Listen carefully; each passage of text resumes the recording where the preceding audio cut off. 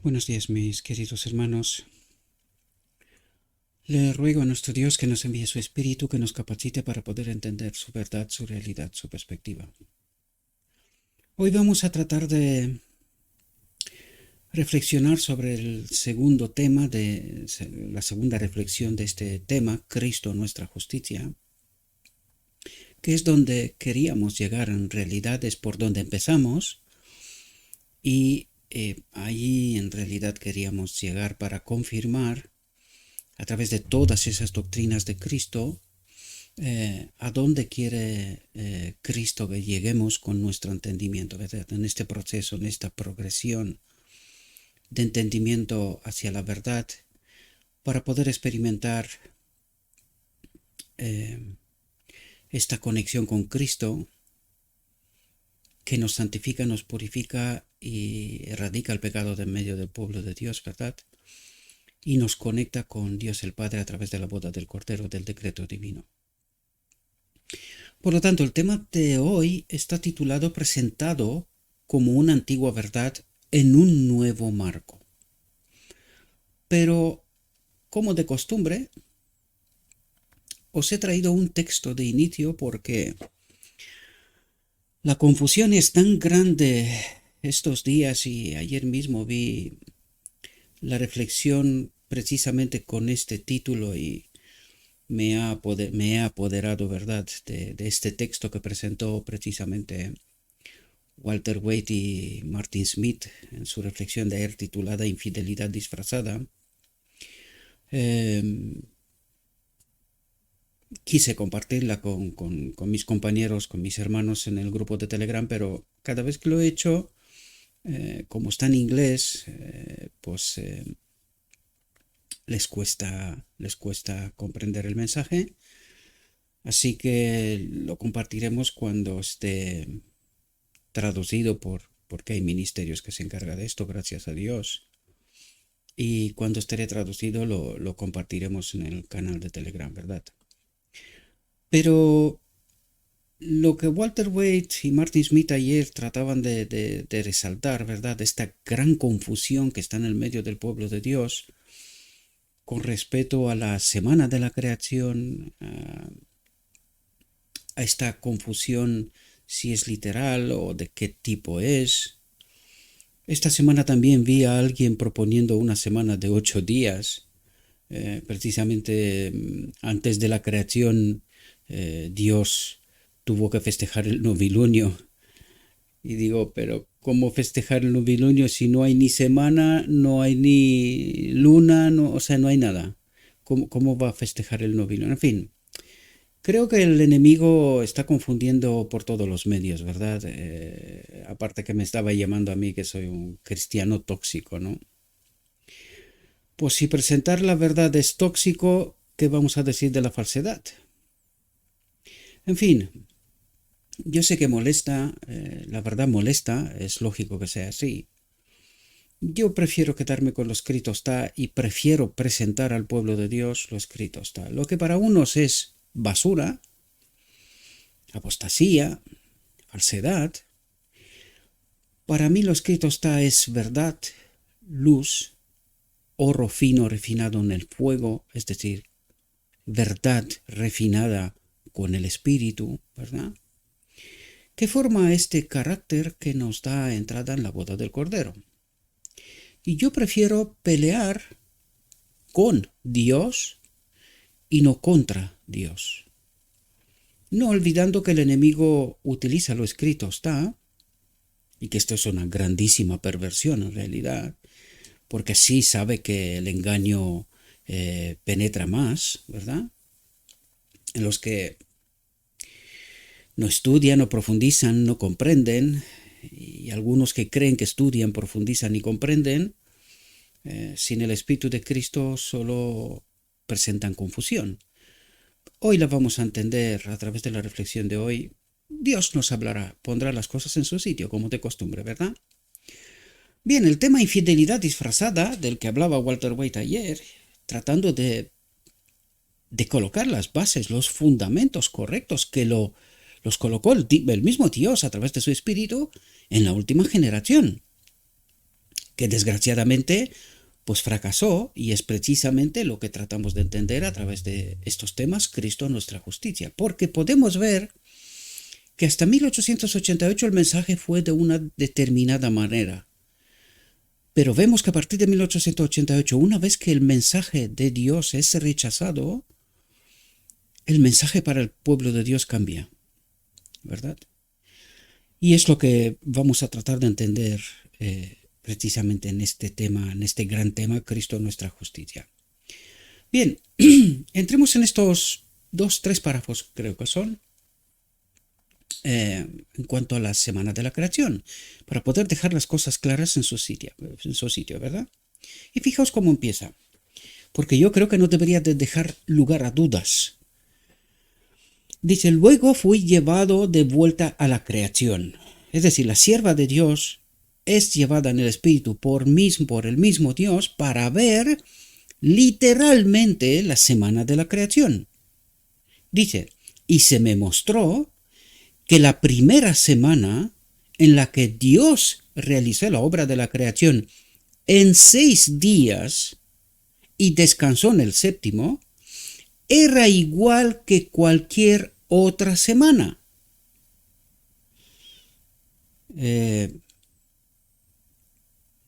Yo no lo sé por qué tanta confusión. Bueno, sí lo sé, por la falta del Espíritu, ¿verdad? Dice, el gran Dios, en sus días de creación y de descanso, midió el primer ciclo como muestra para las semanas sucesivas hasta el fin de los tiempos. Yo no sé si esto queda claro o no claro. Yo no sé si alguien ve aquí un compromiso por parte de Dios de preservar lo que Él hizo, con la única excepción de que el enemigo está tratando de pervertir precisamente esto. Este patrón dice que es el primer ciclo de la semana como muestra, como patrón, para las semanas sucesivas hasta el fin de los tiempos.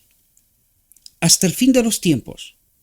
Por lo tanto, cuando tratamos de pervertir esta realidad, este patrón, y no comprendemos en toda la profundidad del mensaje de la Biblia en cuanto a la ley ceremonial, todo lo que tiene que ver con el santuario, con el sistema judío, ¿verdad?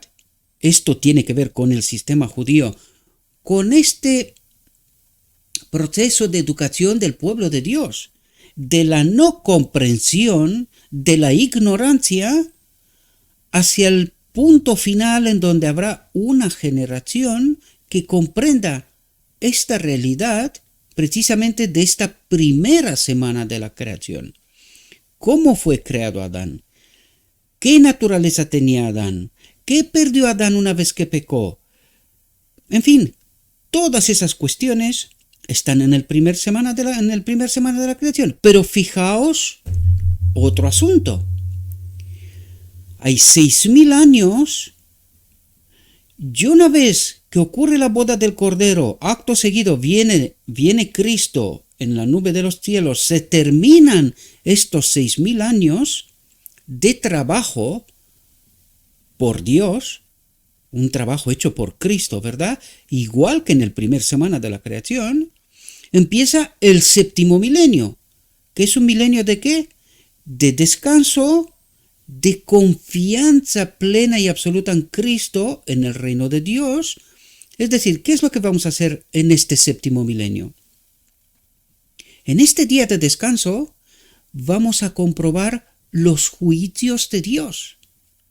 Como durante 6.000 años Cristo obró, ¿verdad? Y lo preparó todo para un pequeño remanente.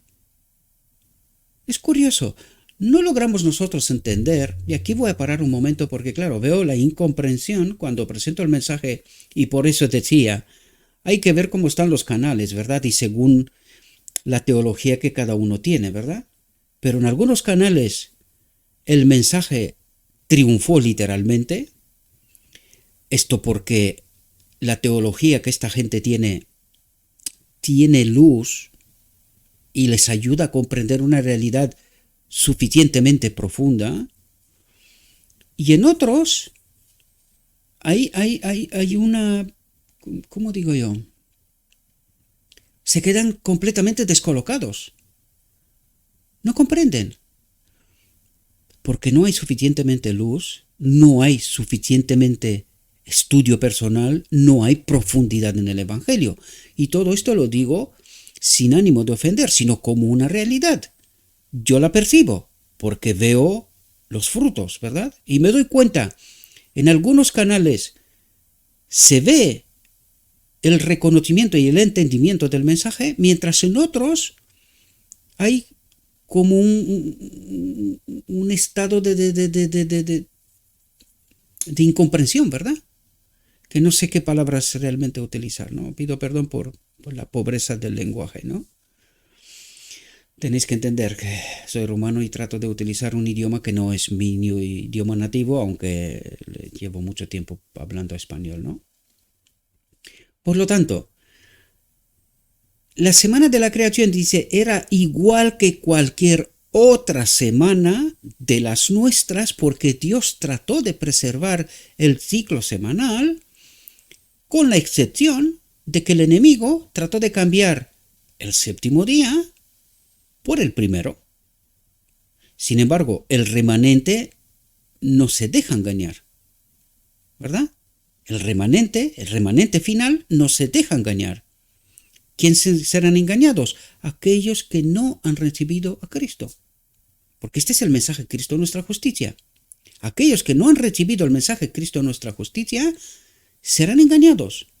Los que han recibido, comprenden el mensaje de Cristo, nuestra justicia, al final serán parte del remanente final, ¿verdad? Y en la última prueba de esta tierra, que es precisamente el asunto del sábado, a través de la imposición de la ley dominical hecha por el príncipe de este mundo, ¿verdad? Ahí se verá quién es fiel y quién no lo es, ¿verdad? Dice, estas son las generaciones de los cielos y de la tierra cuando fueron creados. Dios nos da las producciones de su obra al final de cada día literal. Cada día fue considerado por él como una generación, cada día como una generación, porque cada día generó o produjo alguna nueva porción de su obra, es decir, una mayor progresión, un mayor entendimiento, un escalón subido. Y podemos ver qué pasó con los judíos. Y ahí necesitaríamos entender, mis queridos hermanos, porque Dios les presenta a los judíos los 10 mandamientos y la gloria de Dios reflejada en el rostro de Moisés. Cuando el pueblo no comprende la solución que Dios le envía, ¿verdad? El espejo primero para que se puedan mirar cómo están vuestras vidas. ¿Están en conformidad? No. ¿Querréis mi gloria? ¿Y dónde estaba esto? En el rostro de Moisés. ¿Qué ocurre? Que no comprenden. Para que puedan comprender, les meten este proceso de la guardería o la escuela elemental, si queremos, a través del santuario. Y les pone unas reglas de convivencia, ¿verdad? Aparte de que a partir de aquí prepara un calendario profético, ¿verdad? Y ahí es donde empieza la confusión. Y nosotros ni ellos entendieron. Por eso hay tanta perversión, porque eso es lo que ha hecho el enemigo constantemente. Y tampoco nosotros, ¿verdad? En la era después de Cristo, ¿verdad? Desgraciadamente, no logramos entender. Aparte, el pueblo judío, por no comprender, no pasar, ¿verdad? En este proceso, no encuentro la palabra como dice, no obtener el título, ¿verdad? No pasar de la escuela general. Cuando viene Cristo lo mata, pues son echados de un lado.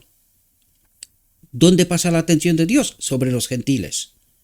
Hasta 1844 Dios trata de explicarle a los gentiles el Evangelio. No es fácil, por eso se entiende bien, o sea, se debería de entender cómo de rápido el enemigo ha pervertido el Evangelio. Es decir, nada más casi no se termina bien el primer siglo y ya empieza la perversión. Y vemos todo el proceso, la Edad Media, donde casi desaparece el Evangelio, todo está pervertido. Dios levanta la última generación, le da luz, le da la presencia de su espíritu, les guía para descubrir la verdad, entre los cuales también el sábado, ¿verdad? El auténtico séptimo día, porque todo el mundo, casi todo el mundo, guardaban el domingo, ¿verdad? O sea, el evangelio ya fue pervertido en muchos aspectos. No vamos a entrar a profundizar en todo esto, ¿verdad? Pero ¿qué ocurre en 1844? Que solamente un pequeño remanente de muchas iglesias acepta el mensaje, siguen, entran en el día de la expiación. Pero curioso, en 1888 también esta última generación entra en apostasía. Dios de nuevo se ve obligado a trabajar para levantar otra generación que pueda comprender precisamente lo que estamos tratando de revelar aquí. Y es decir, cuando entiendes el proceso de lo macro, empieza con un pueblo, ¿y cómo termina? Con un remanente al final del tiempo y todos los demás engañados. ¡Qué tremendo, queridos! Es decir, en este progreso de que Dios trató de revelarnos su verdad, la mayoría han apostasiado. Pueblo tras pueblo es desechado, no por Dios, sino por ellos mismos, por la apostasía, y Dios al final se ve obligado a terminar no con una iglesia, sino con un remanente. Con un remanente. Qué tremendo os parece, un pequeño grupo, nos dice, un pequeño grupo de todo un planeta. Necesitamos entender el relato bíblico en profundidad, queridos hermanos, ¿verdad? Porque nosotros, este ecumenismo, este amor, este Dios nos ama, da igual cómo, pecamos hasta que Cristo viene, ha pervertido todo, hasta el remanente militante.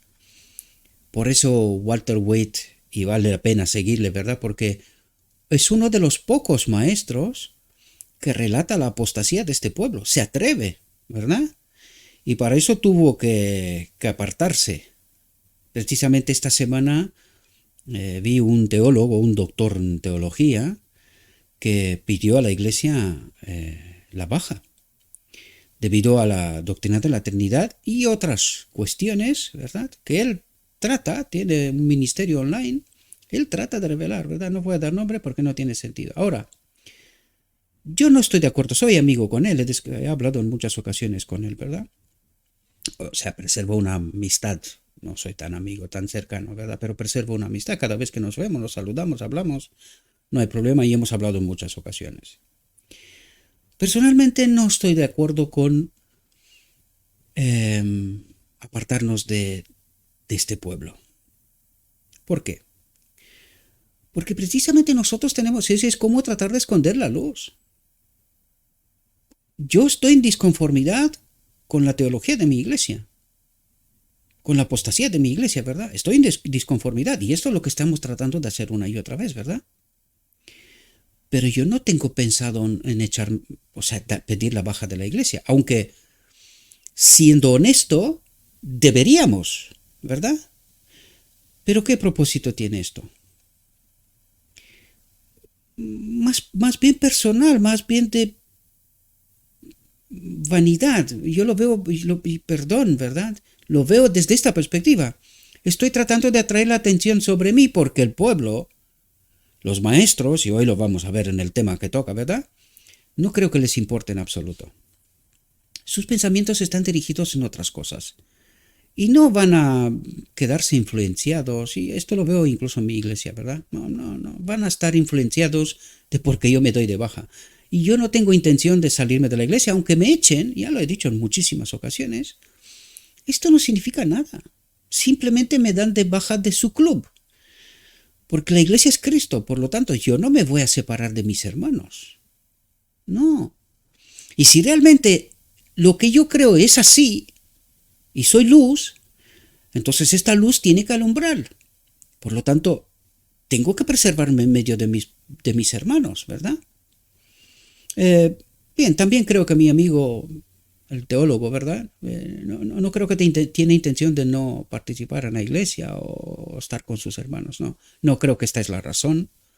Simplemente es un llamado a la atención, ¿verdad? Y entiendo su acto, ¿verdad? Aunque yo creo que tenemos que permanecer en medio del pueblo de Dios siempre y cuando se puede, ¿verdad? El amor con la fuerza no se puede hacer.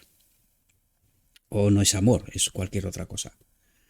Por lo tanto, necesitamos entender la apostasía de este pueblo y que este pueblo necesita volver a sus raíces. Y para esto Dios envía mensajeros. Y no pocos, son bastantes. Y desde hace bastante tiempo. El problema es que nadie tiene tiempo para escucharlos. Son muy poquitos. Anoche alguien me mandaba un mensaje, ¿verdad? Un seguidor del canal, agradeciendo, ¿verdad?, la profundidad del mensaje y la luz que recibe, ¿verdad? Como decía al principio, para algunos estos mensajes son basura, para otros son oro. Habrá que preguntarse por qué. Algunos lo ven con el Espíritu de Cristo y otros lo ven con un espíritu extraño. Por eso entienden toxicidad y contaminación, basura, irrelevante, cosas por el estilo, ¿verdad? Pero para otros son oro. Es luz que forja un carácter semejante a Cristo, ¿verdad? Dice, el ciclo semanal de 7 días literales, 7 días literales, ni 8, ni miles de años, ni no lo sé qué otras historias, ¿verdad? 6 para el trabajo y el 7º para el descanso, y esto nos enseña también los 6.000 años y el 7º milenio es de descanso, de comprobar los juicios de Cristo, ¿verdad? Dice que se ha conservado y transmitido a través de la historia bíblica, se originó en los grandes hechos de los primeros 7 días. ¿Y quién ha conservado? ¿Quién ha conservado y transmitido a través de la historia bíblica? ¿De dónde viene la historia bíblica? De Dios. ¿Quién ha conservado la semana literal? Dios, aunque ha habido intentos de hacer una semana de 10 días. ¿Cuánto funcionó? Muy poquito. Muy poquito. La Revolución Francesa les dijo, cuidado, que desapareceréis igual. Y volvieron, porque la criminalidad y los robos y todo aquello se había disparado. Mucho más que de lo normal. Esto nos trata de decir que en medio de la apostasía de este mundo, los 4 ángeles que protegen los vientos trabajan. Hay de nosotros cuando no trabajarán, y ahí lo veremos, estamos tan cerquita de esto, y los ángeles poco a poco se están levantando, ¿verdad? Están dejando la tierra en su camino, ¿verdad?, de la destrucción total, irreversible. Por lo tanto, necesitamos entender que el ciclo semanal de 7 días literales lo ha preservado Dios. 7 días literales. Y punto. Y no tenemos que ir en otras cosas, ni 8, ni cualquier otra perversión de la realidad de Dios, porque esto es trabajar en contra de lo escrito está. Dice, cuando Dios pronunció su ley con voz audible desde el Sinaí, introdujo el sábado diciendo, acuérdate, que se acuerde de qué, de la ley ceremonial que le iba a dar, o del sábado instituido en la misma creación de Dios. 6 días trabajarás y el 7º es día de descanso, ¿verdad? ¿Y por qué Dios preserva el sábado? ¿Por qué apunta al sábado y no el domingo? Por alguna razón, ¿verdad? Por alguna razón. Acuérdate del día de reposo para santificarlo, dice. Luego declara definitivamente lo que se debe hacer en los 6 días y lo que no se debe hacer en el 7º. Luego, al dar la razón para observar así la semana, les señala su ejemplo en los primeros 7 días del tiempo. Porque en 6 días hizo el Señor los cielos y la tierra, el mar y todo lo que en ellos hay, y descansó el 7º día, por lo que el Señor bendijo el día de reposo y lo santificó. Esta razón parece hermosa y forzosa cuando entendemos el registro de la creación como días literales. Los primeros 6 días de cada semana se le dan al hombre para que trabaje, porque Dios empleó el mismo periodo de la primera semana en la obra de la creación. ¿Quién trabaja? Dios trabaja, ¿verdad? El séptimo día, Dios lo ha reservado. ¿Quién? Dios. ¿Hasta cuándo? Hasta el final del tiempo, ¿no? Por lo tanto, ¿quién preserva este día? Dios mismo. ¿Cómo? A través de su remanente. De aquellos que obedecen, de aquellos que tienen el Espíritu de Cristo. El séptimo día Dios lo ha reservado como día de descanso en conmemoración de su descanso durante el mismo periodo de tiempo, después de haber realizado la obra de la creación en 6 días. Es decir, el mismo Cristo nos deja su ejemplo para que nosotros le sigamos. ¿Verdad? Pero la suposición infiel de que los acontecimientos de la primera semana requirieron 7 vastos e indefinidos periodos para su realización ataca directamente el fundamento del sábado del cuarto mandamiento. Y esto es lo que hace el remanente. ¿Verdad? Convierte allí miles de años y, en fin, una locura. Una locura. Hace indefinido. ¿Y qué es lo que está tratando el enemigo de hacer? Precisamente anular el sábado. ¿Verdad? Hace indefinido y oscuro lo que Dios ha dejado muy claro. Es la peor clase de infidelidad, dice. No preservar este sábado 6 días y el séptimo descanso y pervertirlo sea del modo que sea, no comprendiendo bien el patrón de la creación, una y otra vez nos manda allí, ¿verdad? Porque no fue la ley ceremonial que fue dada primero, ¿no? Digo yo, sino la semana de la creación. Lo que pasa es que necesitamos pervertirlo todo para que nos salgan las cuentas. Y luego decir que uno es tóxico. Y siento mucho que tengo que decir esto y prestar tanta atención a lo que algunos dicen, ¿verdad? Que en realidad debería de no prestarle, pero el amor de Dios no me puede dejar no presentar lo escrito está. Luego ya cada uno hace lo que quiere con lo que está escrito, ¿verdad? Dice, es la peor clase de infidelidad, porque para muchos que profesan creer en el registro de la creación, 6 días literales, profesan creer, pero luego dicen otras cosas, ¿verdad? Es una infidelidad, dice, disfrazada. Parecen ser lo que no es. ¿Y quién más intenta hacer esto? Este espíritu del enemigo parece ser lo que no es, ¿verdad? Acusa a Dios de ordenar a los hombres que observen la semana de 7 días literales en conmemoración de 7 periodos indefinidos, lo cual no se ajusta a sus tratos con los mortales y es una impugnación de su sabiduría. Bien, espero que os haya quedado un poquito más claro este asunto. Solo lo espero. Ya sé que algunos ni se tumben los cielos, no van a cambiar de opinión. Pero vale la pena intentarlo, ¿verdad? Vamos a entrar en nuestro tema. Cristo nuestra justicia. Dice, presentando como una antigua verdad, porque Cristo nuestra justicia en realidad es el pacto eterno. Fuimos creados por Cristo, Cristo, la gloria de Dios en nosotros, así vivíamos, así teníamos la vida eterna. Por lo tanto, es una antigua verdad, perdida de vista, ¿verdad? Dice, en un nuevo marco. ¿Qué marco? El de la última generación. El marco de la última generación. Mensaje de 1888. Todo lo que Dios preparó, colocó en su sitio a través de la última generación. Por medio de su misma presencia, del Espíritu de Dios, a través de la sierva. Que tanto es rechazada, contestada, pervertido lo escrito está, ¿verdad?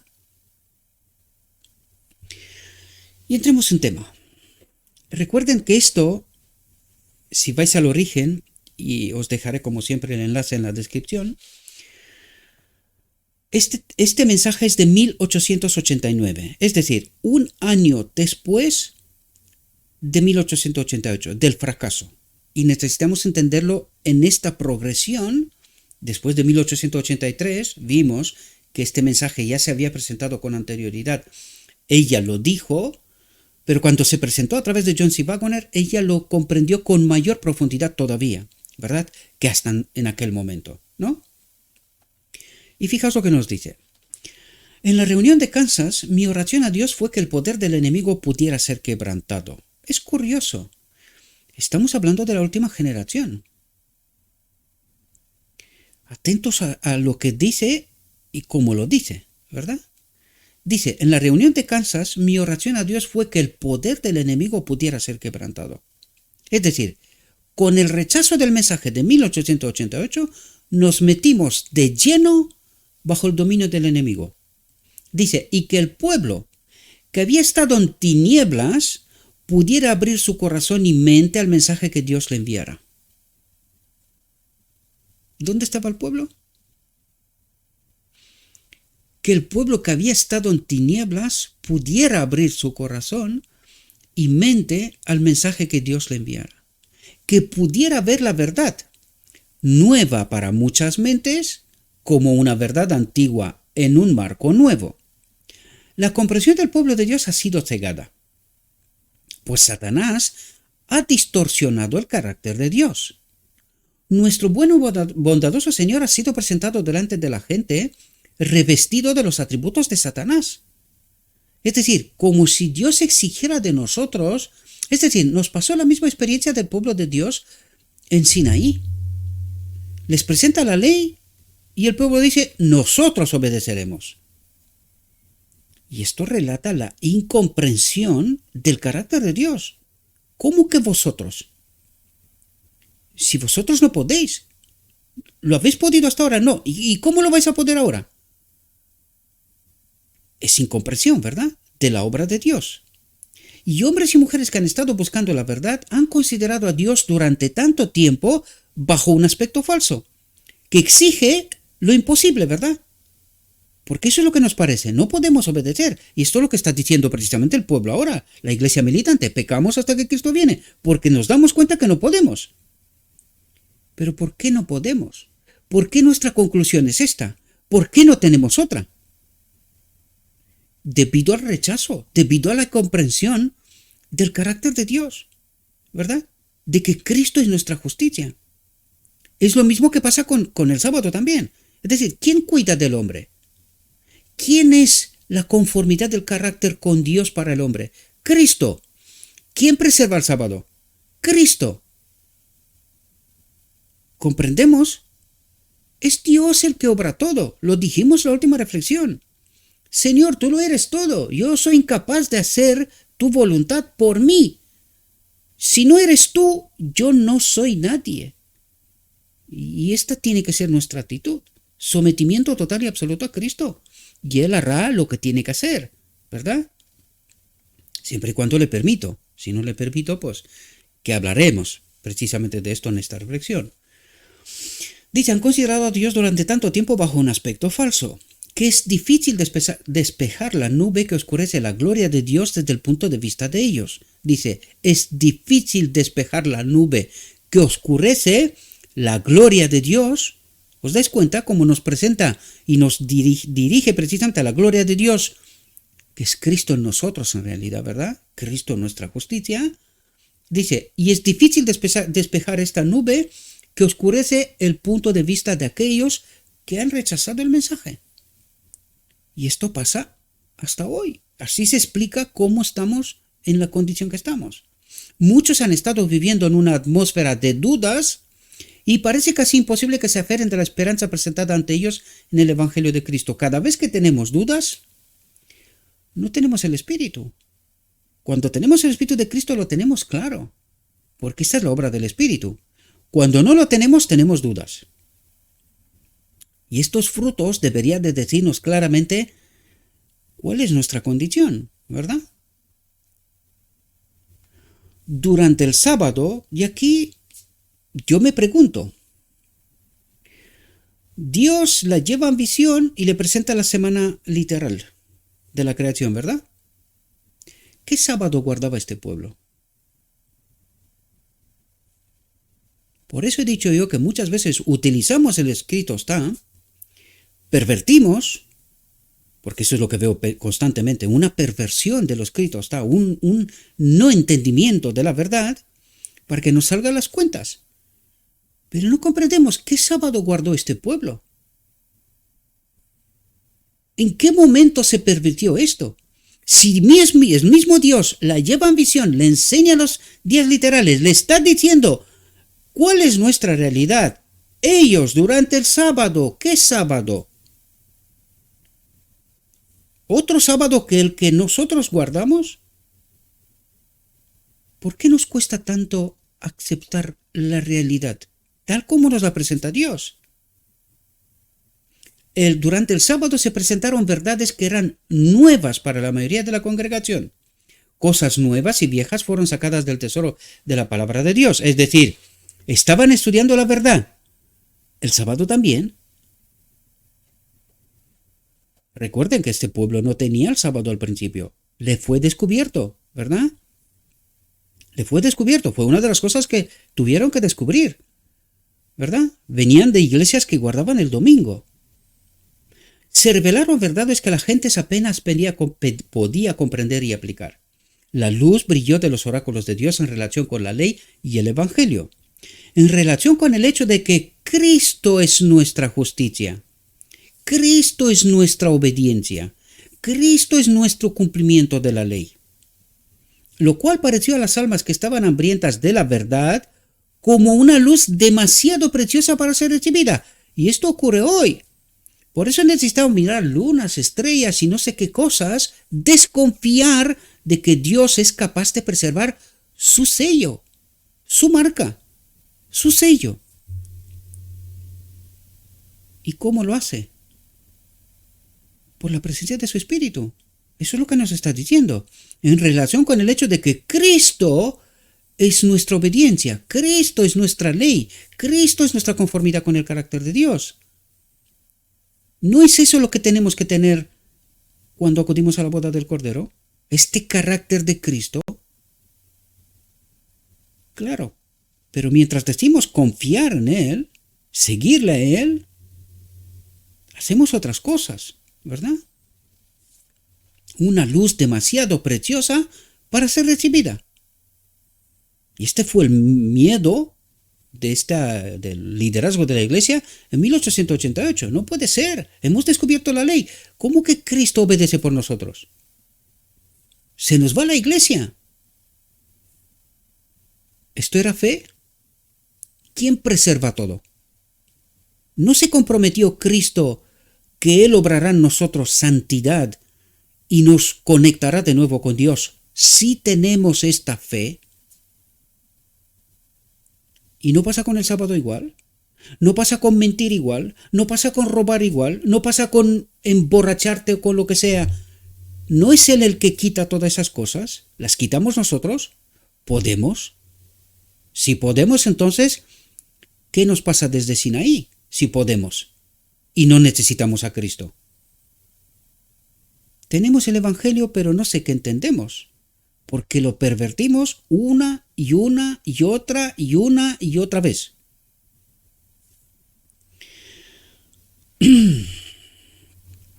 Pero luego me llaman a mí tóxico, ¿verdad?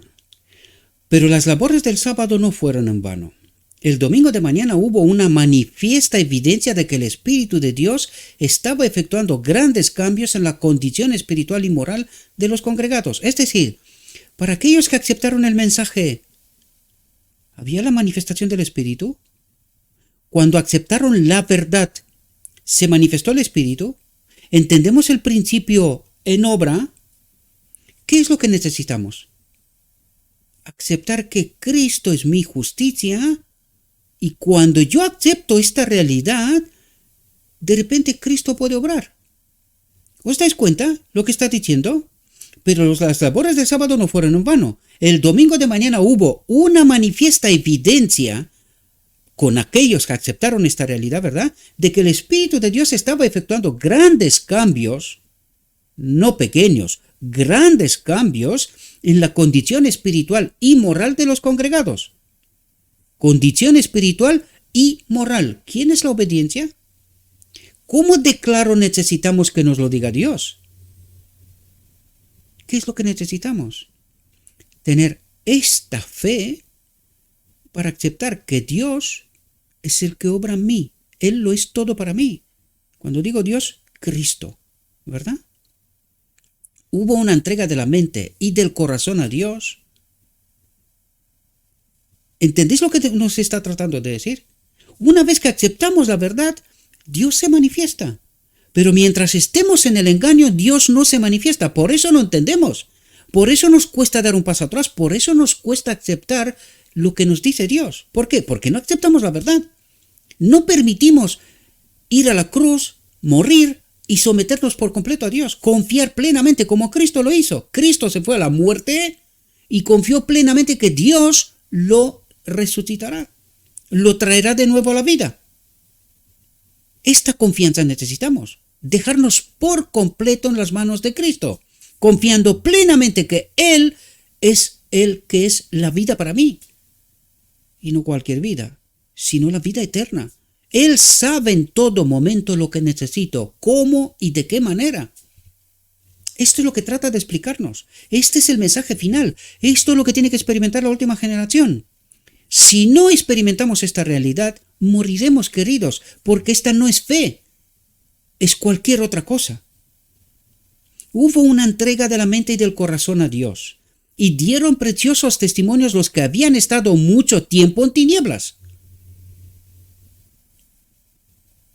Espero que podáis entender los principios, queridos. Mientras permanecemos en el engaño y no queremos salir del relato oficial, no esperéis la manifestación del Espíritu.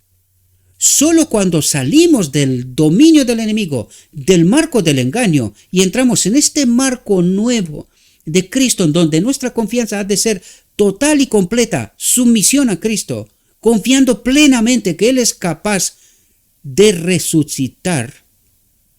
Yo tengo que morir en la cruz y Él me resucitará. Pues esta confianza, esta sumisión necesito. Dependencia total de Cristo. Esta es la ley del gobierno de Dios. El amor en nosotros. La gloria de Dios en nosotros. La justicia de Dios en nosotros. La vida eterna en nosotros. Esto es lo que el Evangelio trata de explicarnos una y otra vez. Pero no antes de confiar en términos absolutos en Cristo. Tal como lo ha hecho Él.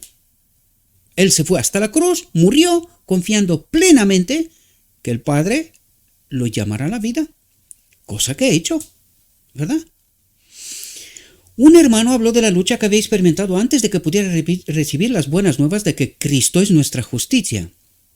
El conflicto fue difícil. Y yo lo comprendo, no es fácil. Para mí tampoco. No lo fue, ¿verdad? Pero el Señor trabajó con él y su mente fue cambiada y su fortaleza renovada. Su espíritu, cuando dice fortaleza, se refiere a su espíritu, a su presencia, a este Dios personal, aquí, ahora. Su fortaleza renovada. El Señor le presentó la verdad en forma clara. ¿Quién? El Señor, ¿cuándo? Cuando se sometió a él. ¿Comprendéis? El Señor le presentó la verdad en forma clara, revelándole el hecho de que solo Cristo es la fuente de toda esperanza y salvación. Solo Cristo. Cualquier otra cosa no es Cristo. Es un espíritu que se le parece, pero no lo es. En Él estaba la vida, en Él estaba el Padre, y la vida era la luz de los hombres. Y aquel verbo fue hecho carne y habitó entre nosotros, y vimos su gloria. ¿Quién era su gloria? El Padre en Él, gloria como del unigénito del Padre. Gloria como la que tuvo antes de que se haga carne. ¿Y qué quiere decir esto? Que el Padre habitaba en Él, lo que Él mismo dijo, ¿verdad? Lleno de gracia y de verdad. Lleno del Padre, de la plenitud de la divinidad, de gracia y de verdad, del Espíritu y de la verdad. ¿Verdad? Uno de nuestros jóvenes ministros dijo que había disfrutado más de la bendición y amor de Dios durante esa reunión que en toda su vida antes. ¿Qué manifestación tuvo que ser aquella, verdad? La presencia de Cristo a través del Espíritu, de su vida, ¿verdad? Otro declaró que las pruebas, las perplejidades y los conflictos que había soportado en su mente habían sido de tal naturaleza que se había visto tentado a renunciar a todo. Y esta experiencia hay mucha gente sincera, y de hecho yo diría que este es el remanente. El que lo ha intentado todo y cuando llega al punto de dice no podemos. Yo no puedo quitarme este problema que tengo encima. No paro de pecar. Y cuando llegas a este punto dices, aquí me falta algo. Que es la búsqueda de toda mi vida. Toda mi vida me he estado buscando precisamente esta realidad. Hasta que di con ella. Hasta que Cristo se me reveló. ¿Verdad? Y cuando entendí, ¡qué cambio! ¡Qué cambio! ¿Verdad? Es cuando Dios se manifiesta. Dice, había sentido que no había esperanza para él, a menos que pudiera obtener más de la gracia de Cristo, del Espíritu de Cristo, de la presencia de Cristo. Pero que mediante la influencia de las reuniones había experimentado un cambio de corazón y tenía un conocimiento mejor de la salvación mediante la fe en Cristo. ¿Qué fue lo que hizo? En estas presentaciones, en la iglesia, él aceptó esta realidad, lo que sus maestros no aceptaron. ¿Dónde estaba esta persona? En medio de la iglesia. ¿Dónde se presentó esta realidad? En medio de la iglesia. En contra de la posición oficial. ¿Presentada por quién? Por la sierva mismo. ¿Qué hizo esta gente? Aceptó la realidad. Cuando aceptó la realidad, ¿qué pasó? Cristo les llevó en el camino de Emaús, metafóricamente, ¿verdad? Paso a paso empezó a explicarle el Evangelio y comprendió, se liberó, participó del día de la expiación. De verdad. ¿Comprendéis? Vio que tenía el privilegio de ser justificado por la fe. Creer a Dios, confiar plenamente en Dios. Esto es justificado por la fe. Quedó en paz con Dios y con lágrimas confesó qué alivio y bendición había recibido en su alma. En todas las reuniones sociales se dieron muchos testimonios en cuanto a la paz, el consuelo y el gozo que los hermanos habían encontrado al recibir la luz. Dice, agradecemos al Señor de todo corazón, porque tenemos una preciosa luz, atentos, remanente final. ¿Cuál es nuestro trabajo? Agradecemos al Señor de todo corazón, porque tenemos una preciosa luz, Cristo nuestra justicia, que presentar ante la gente. Y nos regocijamos porque tenemos un mensaje para este tiempo que es verdad presente. ¿Cuál es la verdad presente? Cristo nuestra justicia y no otro. ¿Verdad? Las nuevas de que Cristo es nuestra justicia han proporcionado alivio a muchísimas almas. Y Dios dice a su pueblo, avanzad, todavía hay que descubrir luz. Avanzad. ¿Dónde estamos hoy? Obedeciendo. Tratamos de avanzar en esta luz. ¿Cómo? A través de lo escrito está. Tratando de entender qué nos mandó Dios una vez que este pueblo rechazó la verdad. ¿Qué le dijo a la sierva? Pon a escribir. Escribe lo que yo te digo. ¿Y qué entendemos nosotros? ¿Cómo avanzamos nosotros en la luz hoy? A través de lo escrito está. De este mensaje dejado después de que el pueblo de Dios no comprendió, paralelo con Sinaí, ¿verdad? No comprendió. ¿Qué le dio a este pueblo? Mayor entendimiento. Para que haya por fin una última generación, aunque sean pocos, ¿verdad? ¿Y qué es lo que estamos haciendo nosotros? Avanzamos. ¿Qué hizo el pueblo judío? Pues no avanzaron. Porque si hubiesen avanzado cuando Cristo vino, tenían que haberlo reconocido. ¿Lo reconocieron? No. ¿Qué hicieron? Lo mataron. ¿Qué hará la última generación? Lo tienen que reconocer, porque si no, no pueden acudir a la boda del Cordero. No pueden forjar este carácter. Sin confianza plena y total en Cristo, sin reconocer a Cristo como dueño de nuestra vida, no podemos acudir a la boda del Cordero. Cualquier otra experiencia será la misma que del pueblo judío. Apostasía, muerte, separación total y eterna de Dios, ¿verdad?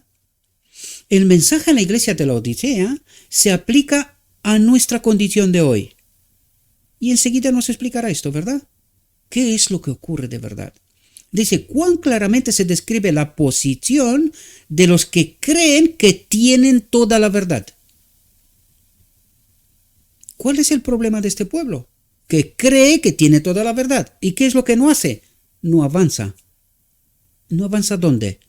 En este mensaje que recibieron, que ellos dicen que lo han recibido, pero que al mismo tiempo pecan hasta que Cristo viene.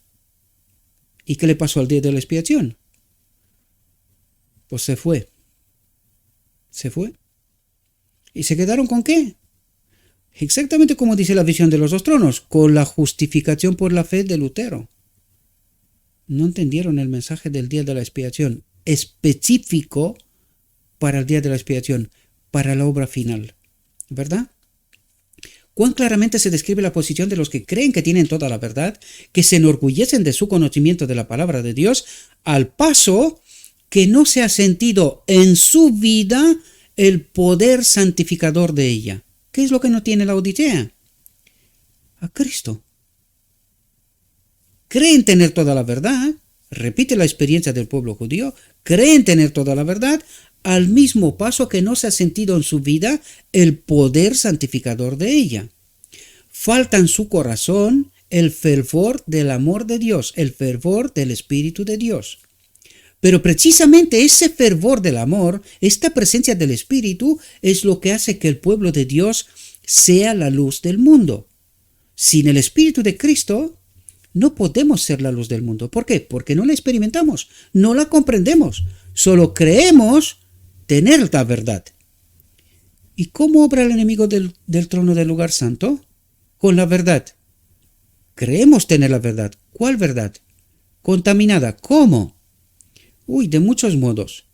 Pero como punto final, doctrina de la Trinidad, que la adoptamos no hace tanto, 1980, no es tanto. Pero es la demostración clara, sin lugar a dudas, de que este pueblo está en plena apostasía. Sin más. Por esto no entiende, porque sin Cristo no puedes ser la luz del mundo, no puedes entender la verdad, ¿no? Que es lo que trata de explicarnos una y otra vez. El mensaje lo dice. Y fijaos lo que dice. Dice, el testigo fiel dice de una iglesia fría, sin vida, sin el Espíritu de Cristo y sin Cristo. Yo conozco tus obras, que ni eres frío ni caliente, ojalá fueses frío o caliente, pero por cuanto eres tibio, crees tener la verdad, y no frío ni caliente, te vomitaré de mi boca. Y es lo que ha pasado, ¿verdad? ¿Qué pasó en 1888? Esto mismo. Pero no lo creemos, ¿verdad? ¿Por qué? Porque creemos tener la verdad. Tomad buena nota de las siguientes palabras. Dice Dios, ¿no? Tomad buena nota de las siguientes palabras. Porque tú dices, yo soy rico y me he enriquecido. Yo tengo la verdad. Y de ninguna cosa tengo necesidad. Atentos. Y no sabes. ¿Por qué no sabes? Porque estás desprovisto del Espíritu, de esta vida sin Cristo. Que tú eres un desventurado, miserable, pobre, ciego y desnudo. O sea, ¿se puede estar peor? No, porque mientras tú crees tener la verdad, estás, que peor no se puede, ¿verdad? Desventurado, miserable, pobre, ciego y desnudo. No se puede estar peor. ¿Cómo estaba Adán en Edén? Desnudo. ¿Qué hizo? Se cubrió. ¿Con qué? Con lo suyo, con su propia justicia, ¿verdad? Dice, aquí se representa a aquellos que se enorgullecen de sí mismos por su posesión de conocimiento y ventajas espirituales.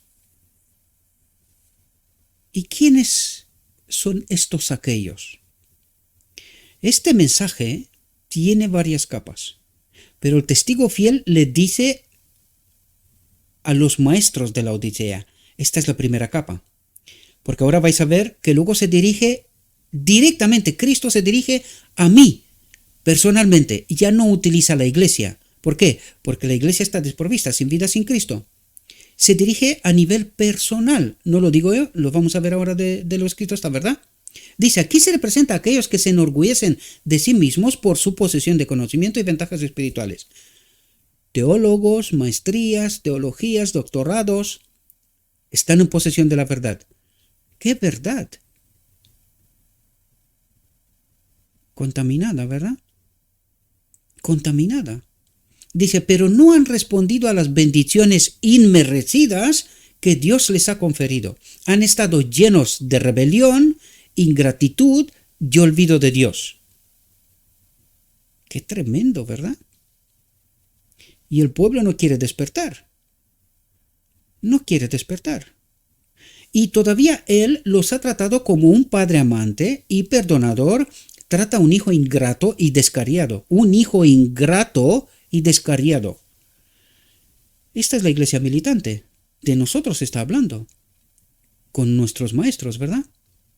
Dice, han resistido a su gracia. Han resistido al mensaje. Han resistido a su espíritu. Eso es lo que trata de decir. ¿Cuándo? 1888. Han abusado de sus privilegios. ¿Cómo han abusado? Han abusado de este mensaje que los ha preparado para 1888. Es decir, no, Dios nos ha dado la ley. Por lo tanto, nosotros tenemos que obedecer. ¿Qué es esto? Un abuso de sus privilegios. Porque no era esto lo que Dios quería hacer. ¿Por qué? Porque no entendieron lo que pasó en Sinaí. No entendieron lo que pasó en Sinaí. ¿Y qué hicieron? Repitieron la historia. Y esto delata incomprensión de la verdad, ¿verdad? Dice, han abusado de sus privilegios. Han menospreciado sus oportunidades, el mensaje enviado por el mismo Dios, ¿verdad? Y se han conformado con hundirse en la satisfacción de que ellos tienen la verdad, ellos obedecen, ellos están en conformidad con Dios, ¿verdad? En la lamentable ingratitud, el formalismo vacío y la insinceridad hipócrita. ¿Quiénes somos? ¿Quién lo dice? Dios, queridos. Lo dice Dios. ¿Dónde estamos? En un formalismo vacío, insinceridad hipócrita. Dice, con orgullo farisaico, ¿a quién se dirige? Al liderazgo de esta iglesia, ¿verdad? Dice, han alardeado de sí mismos hasta que se ha dicho de ellos, tú dices, yo soy rico, yo tengo la verdad, y me he enriquecido, y tengo el espíritu, y de ninguna cosa tengo necesidad. Porque tengo la verdad, ya no necesito que me cuentes la verdad, porque ya la tengo, ¿verdad? ¿Y qué hicieron? Rechazaron a Cristo y su mensaje, ¿verdad? Esto es lo que hicieron. En lugar de avanzar, ellos dijeron, no, ya lo tenemos todo. Así se explica el manual de iglesia, que Dios dijo que no se haga. Así se explica doctrinas, que significa que son inamovibles. Ahí está toda la verdad. Dios dijo, no lo hagáis. Se hicieron. Otra institución también dijo que eso no se haga. Se hizo. Otra filosofía, otra teología. Dios dijo, esta es la verdad. Ellos dijeron, no, todos nosotros tenemos. Esta es la verdad. ¿Y dónde terminaron? En la apostasía, doctrina de la Trinidad. Es decir, ¿por qué no ven todo esto? Porque son ciegos. Bien. Pero ahora pregunto yo, ¿y el pueblo? El filtro de los maestros. ¿El pueblo qué dice? Porque en el pueblo reside la potestad de Dios. El pueblo decide quién, cómo y de qué manera. Porque esta potestad le fue dada por Cristo, ¿verdad? ¿Y el pueblo qué ve? ¿Qué entiende? ¿Cómo actúa? Se conforman. ¿Cómo sabe? ¿Qué preparado está? ¿Verdad? Eso es lo que ocurre. Tú dices, yo soy rico y me he enriquecido y de ninguna cosa tengo necesidad. Dice, ¿no ha enviado acaso el Señor Jesús mensaje tras mensaje de reproche, de amonestación, de súplica a estos que están satisfechos de sí mismos? ¿No han sido despreciados y rechazados sus consejos? ¿No han sido tratados con menosprecio sus mensajeros delegados y han sido recibidas sus palabras como fábulas ociosas? ¿Qué dice Dios? ¿Y qué dicen los maestros?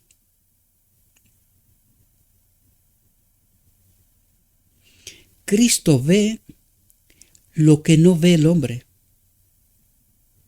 Pero por eso la iglesia está conforme con sus maestros. Dios les dice, estáis en plena apostasía, y el pueblo dice, no es verdad. Nosotros confiamos en nuestros ídolos, porque en esto los hemos convertido. Los hemos colocado por encima de lo que Cristo dice. Cristo dice, estáis en desobediencia, estáis en hipocresía, estáis en ingratitud, estáis en apostasía. Y el pueblo está conforme con lo que dicen sus maestros. No, paz y seguridad. Estamos bien, tenemos la verdad. Este es el camino. Y Dios dice, estáis errando. ¿A quién obedece el pueblo? ¿A Cristo o a sus ídolos? Una vez más recalco, estoy hablando de principios, de lo que está escrito, ¿verdad? Yo no juzgo aquí a nadie. Pero ¿entendemos lo que nos está diciendo Dios? Cristo ve lo que no ve el hombre. Ve los pecados, atentos lo que dice Cristo, fijaos, que si no son borrados por el arrepentimiento, ¿qué es lo que necesitan los maestros? El liderazgo de la iglesia. Arrepentirse de rechazar a Cristo para poder volver al camino. Porque ahora mismo no están en el camino de Cristo. Están en camino de un otro. Si no son borrados por el arrepentimiento, dice, agotarán la paciencia de un Dios tolerante. ¿Cómo estamos ahora? Dios está en expectativa. ¿Se arrepentirán? ¿La iglesia se arrepentirá? Pero la profecía nos dice que esto no va a pasar, sino que irá todavía peor. Pedirán que se obedezca el domingo, la marca de la bestia.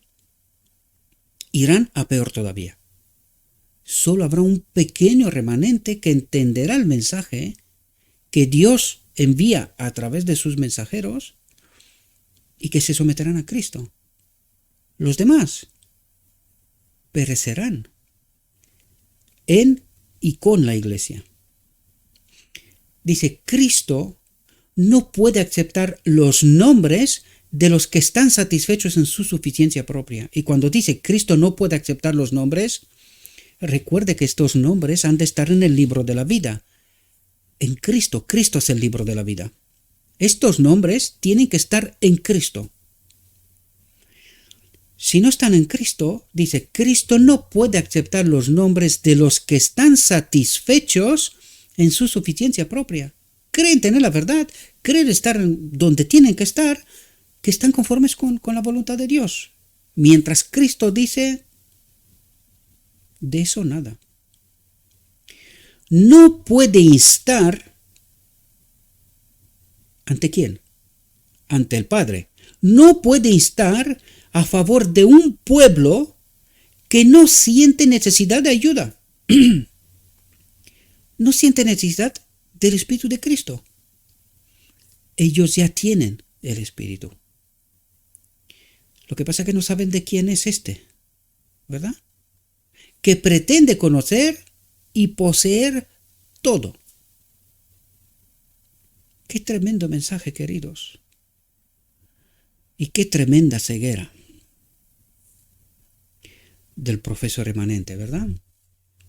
Dice, el gran Redentor se presenta a sí mismo como un comerciante celestial. Y ahora, queridos, fijaos, pasa de un pueblo a individual, a mí. Y fijaos lo que nos dice. Porque la iglesia no lo escucha, ¿verdad? No quiere escucharlo, no se quiere arrepentir. Cristo se ve obligado a obrar como lo que es. Él es la iglesia, ¿verdad? Entonces viene a la puerta de mi alma individual, deja al pueblo, ya está en apostasía, y viene a nivel individual. ¿Para hacer qué? A preparar este remanente, que le conozcan a él, ¿verdad? Dice, el gran Redentor se representa a sí mismo como un comerciante celestial. Él viene uno por uno a su pueblo, a su iglesia, ¿verdad? A mí, cargado de riquezas, que llama de casa en casa ¿Entendéis? Llama de casa en casa, presentando sus mercaderías incomparables y diciendo: yo te aconsejo que de mí compres oro refinado, un carácter, ¿verdad? Oro refinado en fuego, para que seas rico, y vestiduras blancas para vestirte, el espíritu, ¿verdad? Y que no se descubra la vergüenza de tu desnudez. Y unge tus ojos con colirio para que veas. Deja de ser ciego. Y yo reprendo y castigo a todos los que amo. Sé pues celoso y arrepiéntete, dice. Y ahora se refiere a nivel individual ya, porque como iglesia ya está claro, no va a pasar. Por eso viene como un comerciante de casa en casa, ¿verdad? Dice: he aquí, yo estoy a la puerta y llamo, a la puerta de mi alma, ¿verdad? Dice: si alguno de todos los que están en este pueblo, si alguno oye mi voz y abre la puerta, entraré a él y cenaré con él, y él conmigo. Y cuando dice: si alguno oye mi voz, se arrepiente, se va a la cruz, muere, dice: entraré, si alguno oye mi voz, abre la puerta de la mente, del templo, entraré a él. ¿Cuándo? En la boda del Cordero. Dice: y cenaré con él y él conmigo. ¿Cuándo ocurre la cena de la boda del Cordero? No la boda ocurre en el tiempo de esta tierra, antes de que Cristo venga. Pero ¿cuándo ocurre la cena? La cena estará en el cielo. Dice: y cenaré con él y él conmigo en mi reino. Este es el día de la expiación, venida de Cristo y el reino de Dios. Aquí está, en esta frase, ¿verdad? Os lo acabo de explicar además. Dice: consideremos nuestra condición delante de Dios. Hagamos caso del consejo del testigo fiel. ¿Quién es el consejo del testigo fiel? Su espíritu. Su espíritu. Y la verdad, la palabra, lo escrito está, ¿verdad? Dice: hagamos caso del consejo del testigo fiel. Ninguno de nosotros está lleno de prejuicios como estuvieron los judíos, de modo que la luz no entre en nuestro corazón. Es decir, todavía no hemos sido borrados, ¿verdad? Apartados, definitivamente, como lo fueron los judíos, ¿verdad? Eso es lo que está diciendo. Ninguno de nosotros está lleno de prejuicios como estuvieron los judíos, es decir, en apostasía total y completa, sino de modo que la luz, que Cristo, que su presencia, no entre en nuestro corazón. La verdad, que no sea necesario que Cristo diga de nosotros como dijo de ellos: no querréis venir a mí para que tengáis vida, para que tengáis mi espíritu, mi presencia, la gloria de Dios, ¿verdad? Para que tengáis vida. Y fijaos lo que dice. En cada reunión, a partir del Congreso de la Asociación General, algunas almas, algunas casas, algunas puertas de este templo han aceptado ávidamente el precioso mensaje de la justificación en Cristo. Agradecemos a Dios porque hay almas que comprenden que necesitan algo que no poseen: el oro de la fe y el amor, el manto blanco de la justicia de Cristo, el corrillo del discernimiento espiritual. Si poseéis esos preciosos dones, que son a través de la palabra y del espíritu, dice: el templo del alma, ¿dónde estaba llamando Cristo? Al templo del alma, no el de la iglesia. Con esto empezó, pero como la iglesia se fue a la apostasía, cree tener la verdad y no necesitan ayuda, dice, él viene a nivel individual. Os lo dije antes, ¿verdad? Por lo tanto, dice: el templo del alma humana no será como un altar profanado. Altar profanado. Hermanos y hermanas, os exhorto en el nombre de Jesucristo de Nazaret a que trabajéis donde trabaja Dios. ¿Y dónde trabaja Dios? Cristo, nuestra justicia. que avancemos en este mensaje, que profundicemos en este mensaje, para que no entremos en apostasía, para que no seamos echados definitivamente de la gloria de Dios. Dios trata de llevarnos a la boda del Cordero, unirnos a Él. Nos lo dice el Evangelio una y otra vez, ¿verdad? Dice, hermanos y hermanas, os exhorto en el nombre de Jesucristo de Nazaret a que trabajéis donde trabaja Dios, en este mensaje y no en otro. Ahora es el día de la bondadosa oportunidad y privilegio. Ahora es el día de la expiación, día de la liberación, de la bondadosa oportunidad y privilegio de ser unidos a Dios. Eso es lo que trata de decirnos, ¿verdad? Espero, mis queridos hermanos, que esta reflexión os pueda ayudar. Le ruego a nuestro Dios que nos envíe su Espíritu, que nos capacite, que nos ayude a entender su verdad, su realidad, su perspectiva, y no otra, mis queridos hermanos, porque hay tanto viento de doctrina que es una locura. O sea, es una locura de verdad. Yo estoy acentuando el tema del sábado. ¿Por qué? Porque es la prueba final y al mismo tiempo la prueba fatal, que si no la pasamos, estaremos perdidos, queridos. Marca de Dios, marca de la bestia. Para algo se llaman así. Y por eso acentúa tanto el tema del sábado. Algunos hermanos se enfadan conmigo y dicen que soy intransigente, que ellos no pueden presentar sus verdades. Yo no trabajo en la conciencia de nadie.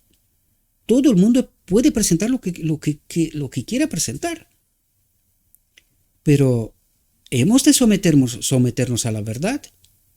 ¿O hemos de someternos a nuestra verdad? ¿Cuál es el mensaje de la iglesia de Laodicea? ¿Por qué la iglesia ha llegado donde ha llegado? ¿Rechazando qué? A Cristo nuestra justicia. Entonces, ¿qué no entiende Laodicea? ¿Qué es lo que le está diciendo Dios? Deja de tratar de obedecer tú. Deja de tratar de decir que tú tienes la verdad. ¿Por qué no me dejas a mí explicarte yo cómo se obedece? No soy yo el que hace estas obras, sino el Padre que habita en mí. ¿Por qué no me permites entrar yo en el templo del alma y que yo haga estas obras en ti? Y de esto se trata, mis queridos hermanos. Permitámosle a Cristo que haga su obra. Esta es la verdad que necesitamos y este es el mensaje, nos lo acaba de decir, que hemos de dar al mundo. No otras cosas. ¿Que estéis enfadados conmigo? ¿Qué puedo hacer? Solo puedo presentar la verdad. Pero si la rechazáis una y otra vez, yo no puedo hacer nada más. Si no lo hace Dios, ¿cómo lo voy a hacer yo? Que soy nadie. En la descripción del vídeo, mis queridos hermanos, encontraréis el enlace al texto. Mi humilde opinión, como siempre os lo digo, id a lo escrito está. Traten de entender, pero no sin el Espíritu de Cristo, queridos, porque el otro Espíritu también da entendimiento de la verdad, pero un entendimiento contaminado, uno que nos guste, que esté conforme con nuestra naturaleza. Cristo corta en carne viva. ¿Por qué? Porque esta naturaleza nos lleva a la muerte. Y nosotros necesitamos ir a la cruz para que el yo desaparezca y que sea Cristo el que viva en mí, el que obedezca por mí, el que me coloque en conformidad con el carácter de Dios, el que me una al Padre en sí mismo. Os deseo, mis queridos hermanos, que tengáis un próspero día y en todo lo que os he dicho, os lo he dicho en nombre de Cristo Jesús. Amén.